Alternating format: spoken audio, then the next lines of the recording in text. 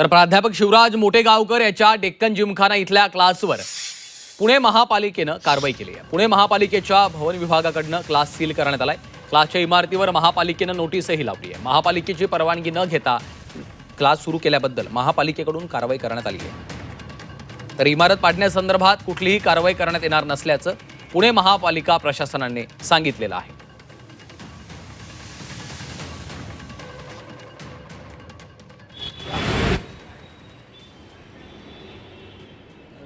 तर पुणे महापालिकेनं क्लासवर ही कारवाई केलेली आहे।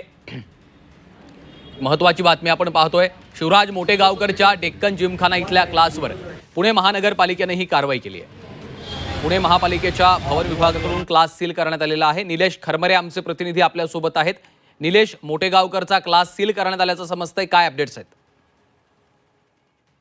पुण्यातील डेक्कन परिसरामध्ये शिवराज मोटेगावर यांचा क्लास आहे आणि त्या क्लासला आता पुणे महानगरपालिकेने सील लावण्यात आलेला आहे। खरं तर ती जी इमारत आहे त्या इमारतीचं कम्प्लिशन लेटर नाहीये आणि भूगवटा जे पत्र जे आहे ते घेतलेलं नाहीये, त्यामुळे त्या बिल्डिंगमध्ये जे इतर कार्यालय आहेत त्याला सुद्धा त्या ठिकाणी सील करण्यात आलेलं आहे। मात्र या ठिकाणी शिवराज मोटेगावकर जे आहेत त्यांनी क्लासेससाठी जे परवानगी आहे ती सुद्धा घेतल्याची माहिती जी आहे ती न घेतल्याची माहिती समोर आलेली आहे। त्यामुळे आता पुणे महानगरपालिकेने या ठिकाणी कारवाईला सुरुवात केलेली आहे आणि डेक्कन परिसरामध्ये त्यांचा जे क्लासेस आहे त्याला या ठिकाणी आता अधिकृतपणे जो क्लास आहे तो सील केलेल्याचं पत्र सुद्धा त्या बिल्डिंगला लावण्यात आलेलं आहे। मात्र कुठल्याही प्रकारचे जेसीबीने किंवा बांधकाम जे आहे ते पाडलेलं नाहीये। मात्र त्या ठिकाणी जर बघितलं तर इतर जो भाग आहे तो त्या ठिकाणी पाडण्याचं काम जे आहे ते महानगरपालिकेकडून केलं जात आहे।